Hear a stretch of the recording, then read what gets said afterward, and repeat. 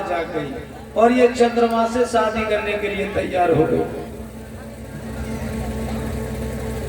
तो चंद्रमा ने तो मना किया कि आप मेरी गुरु की पत्नी है, मेरी माँ के समान है, लेकिन ये तारा नहीं मानी, तो चंद्रमा के साथ चली गई।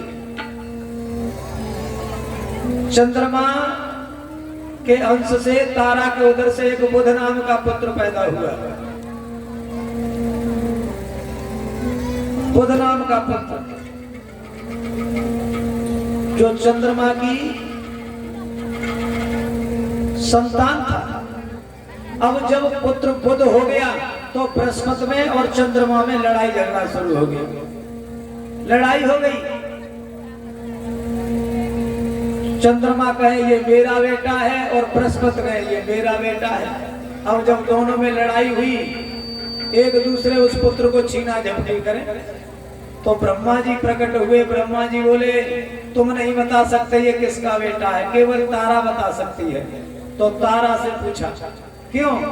कि माता ही बता सकती है ये संतान है किसकी। क्यों? कि मन जाने पाप पुण्य, देह जाने आपदा। मन जानता है कि हम पाप कर रहे हैं कि पुण्य कर रहे हैं, और शरीर हमारा जानता है कि हमारे ऊपर परेशानी क्या है, बीमारी क्या है। मन जाने पाप पुण्य, देह जाने आपदा, और गीता को सार कृष्ण जाने, माता जाने सो पिता।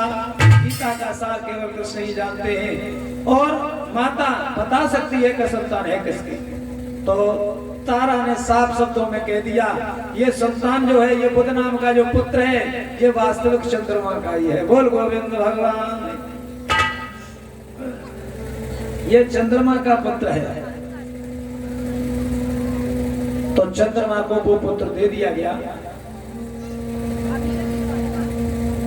बुध का जब विवाह हुआ, अब देखो चंद्रवंश की उत्पत्ति चल रही है, चंद्रमा के पुत्र बुध हो गए, चंद्रवंशी राजा।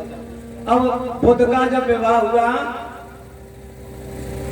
तो इला नाम की कन्या से इनका गंधर्व विवाह हुआ था। गंधर्व विवाह, जैसे पहले कहते थे गंधर्व विवाह जो अपनी मर्जी से शादी होती थी, जिसको पसंद करे या बस उसी से शादी।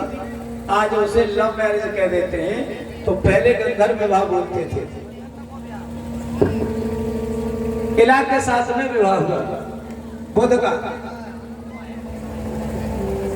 बुध के अंश से इला नाम की पत्नी से पुरुरवा नाम का पुत्र हुआ, चंद्रवंशी क्षत्रिय। ऐसा भागवत में लिखा हुआ है कि पुरुरवा का नाम लेने से ही खोए हुए धन मिल जाते थे। बोल गोविंद भगवान की।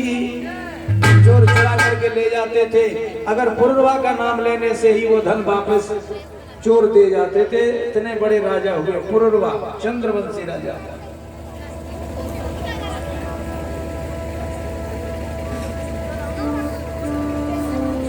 अब पुरुरवा का विवाह हुआ